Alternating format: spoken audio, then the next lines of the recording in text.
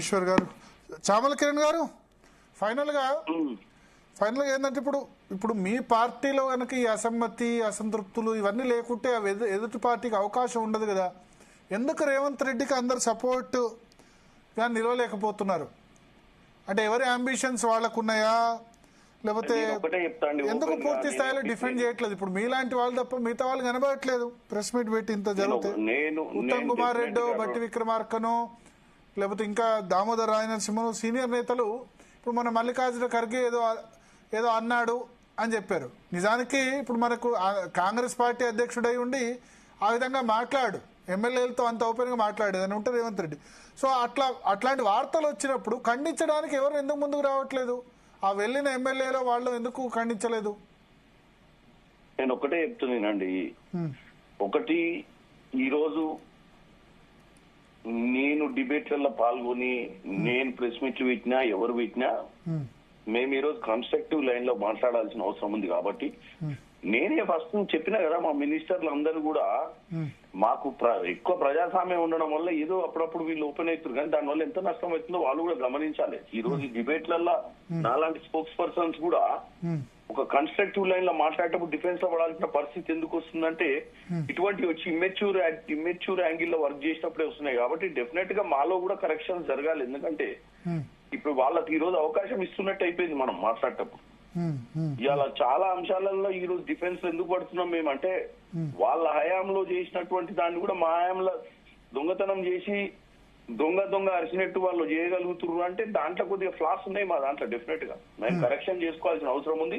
రెండోది, అంటే ఏమైనా కుట్ర ఉందా మీ పార్టీలో? ఇప్పుడు ఇట్లా జరగడం వెనక ఏమైనా కుట్ర ఉందా, లేకపోతే వాళ్ళు ఎవరి పని వాళ్ళు చేసుకున్నా, ఎవరి అంబిషన్స్ వాళ్ళ? కుట్ర ఏముండదండి. ఏముంటది అంటే మీకు ఇప్పుడు ఒక రీజనల్ పార్టీకి నేషనల్ పార్టీకి డిఫరెన్స్ చెప్తాను. రీజనల్ పార్టీ అనేది ఒక ప్రొపరేటరీ కన్సర్న్ పార్టీ. దానికి ఓనర్ ఉంటాడు, కిరాణా షాప్ నడిపినట్టు నడుపుతారు బీఆర్ఎస్ పార్టీని. గల్ల మీద అయితే కేసీఆర్ కూర్చుంటాడు, ఇంట్లోకి పోయి భోజనం చేసి వస్తా అంటే అలా బిడ్డ కూర్చుంటది, లేకపోతే ఆయన ఇంటికి పోయి భోజనం చేస్తా అంటే అల్లుడు కూర్చుంటాడు, వాళ్ళు నడుపుకుంటారు, మిగతా వాళ్ళంతా గుమస్తాలు ఉంటారు. ఇది మాది పబ్లిక్ లిమిటెడ్ కంపెనీ. దీనికి సీఈఓ ఉంటాడు.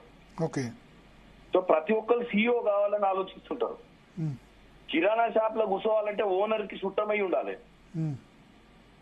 పబ్లిక్ లిమిటెడ్ కంపెనీలో everybody is ambitious, everybody got an opportunity to become CEO. So ఆ ప్రయత్నంలో ఇది.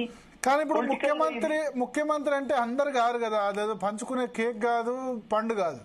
అదే నేను అనేది ఏం సార్, అందుకే కదా ముఖ్యమంత్రి అనేది అధిష్టానం నిర్ణయించింది ఆనే మెరిట్ బేసిస్.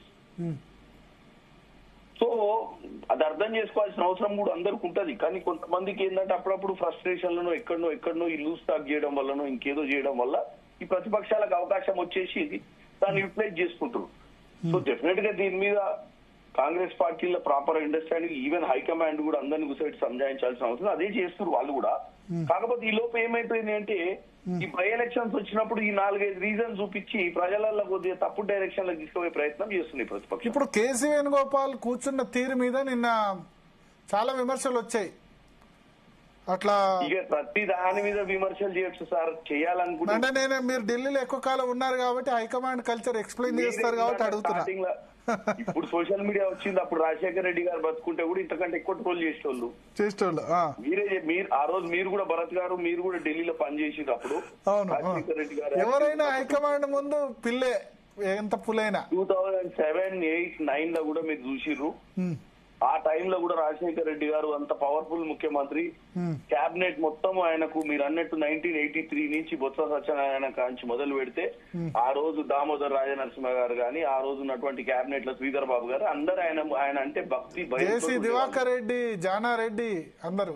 ఎవరైనా రాజశేఖర రెడ్డి గారికి ఉన్న ఎక్స్పీరియన్స్ కి 30 years ఆయన అపోజిషన్ లో వచ్చి, అంటే 83 to 2004 అంటే అప్రాక్సిమేట్లీ 20 years ఒక పీసీసీ అయిన తర్వాత అపోజిషన్ లీడర్ ఉన్నాడు.